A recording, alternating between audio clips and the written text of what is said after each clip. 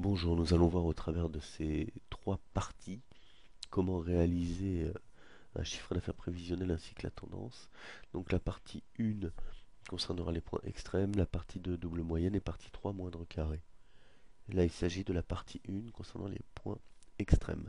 Le tout sera fait sur le même classeur. Donc, première chose, comme d'habitude, nous allons saisir les données qui sont fournies par l'énoncé. À savoir que nous allons ajouter ici une autre colonne qui reprendra le nombre d'années. Pour faire un tableau propre, comme d'habitude on va mettre à peu près 16, voilà, sur 3.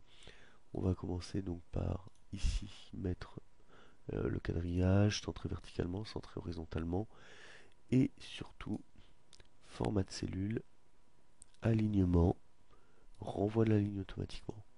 Voilà, là on a déjà un tableau qui sera plus propre, et on peut commencer à remplir. Donc total ici.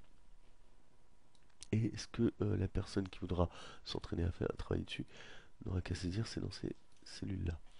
Donc ici 2004, 2005, 2006, 2007, 2008, 2009, et pour cet énoncé, ça s'arrêtera là. 10, 20, 80, 40, 100 et 120. Voilà, donc l'idée principale, c'est de savoir combien il y a d'années. Parce que je pouvais continuer comme ça. Donc le premier truc, c'est de savoir combien il y a d'années en tout. Pour cela, je vais passer en mode formule, afficher les formules, et on va commencer par une condition égale. On va lui dire si, on ouvre la parenthèse, B2, donc autrement dit le chiffre d'affaires de notre première année. Si B2 est égal à rien, c'est-à-dire que si c'est vide, alors on lui affecte 0 point. Par contre, avec le deuxième point virgule, si c'est plein, on lui affecte 1 point. Et on va faire ça pour chaque ligne. Donc clic gauche, clic droit, copier, clic gauche, touche majuscule du clavier, clic gauche, clic droit, coller. Il a bien incrémenté toutes les cellules, c'est parfait. Ici, ce sera qu'un problème de somme, nous voulons la somme du chiffre d'affaires.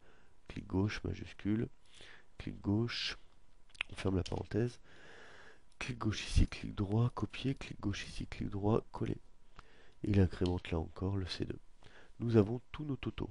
Alors on va enlever les formules et voilà, on s'aperçoit qu'on a bien un point par chiffre d'affaires rempli. Autrement dit, on sait que nous avons 6 années de rempli.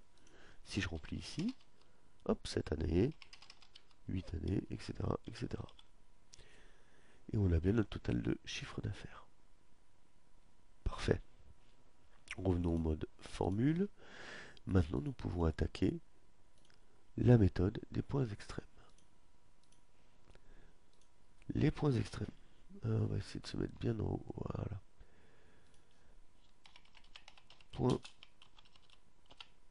extrêmes. Avec AX, c'est mieux. Les points extrêmes.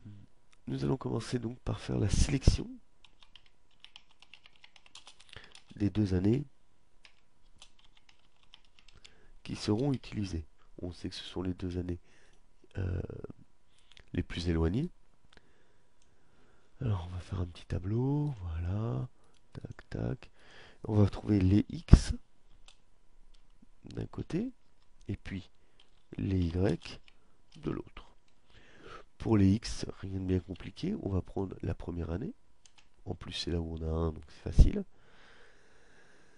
Et pour les x2, en fait, on va prendre le nombre d'années totales. En réalité 6, c'est bien notre 6e année la plus éloignée. Le chiffre d'affaires de la première année, c'est facile, c'est B2. On peut le vérifier tout de suite. B2, ici. C'est bien notre chiffre d'affaires première année.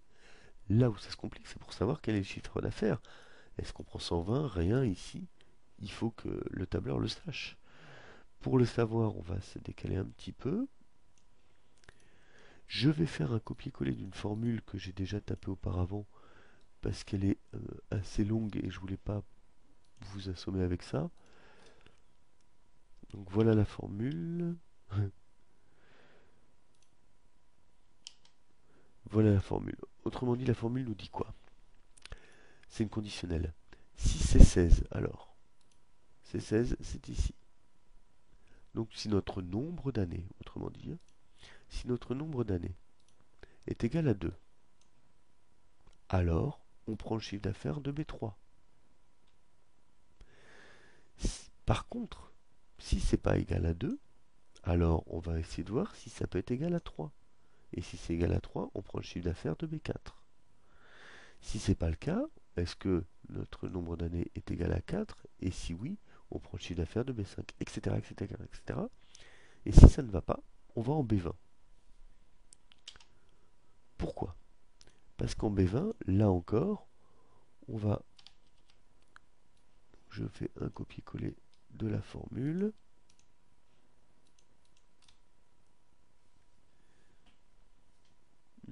Et j'ai dû recopier la mauvaise formule, exact. Voilà.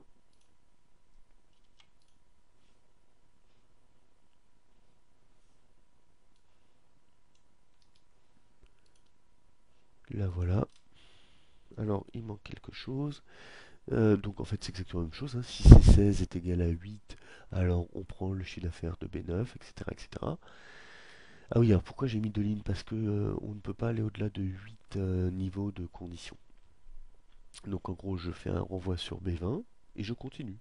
8, 9, 10, etc. Et à la fin, donc si C16 est égal à 14, alors on va prendre B15. Et si ça ne marche pas, eh bien je lui dis de retourner en B18. En fait c'est une boucle. Pardon. Et on va fermer les parenthèses.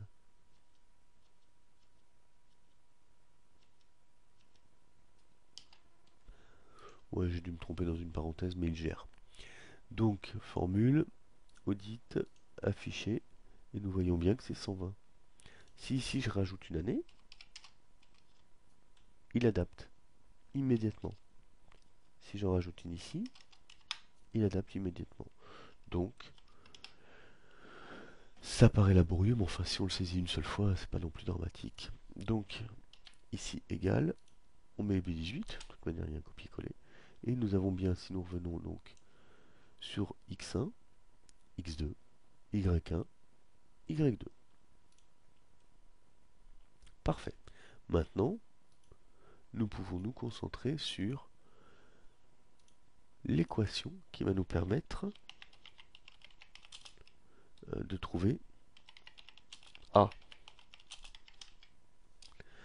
On sait que l'équation, alors si on fait un peu de cours, y2 est égal à ax2 plus b, moins, alors attention aux chiffres, clic droit, format de cellule, et on lui dit je veux que ce soit une zone de texte.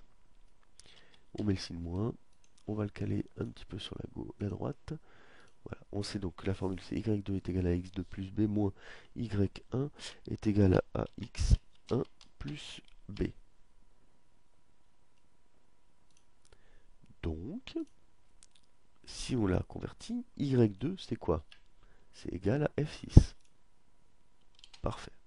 Y1 c'est quoi? Y1 en réalité c'est ça.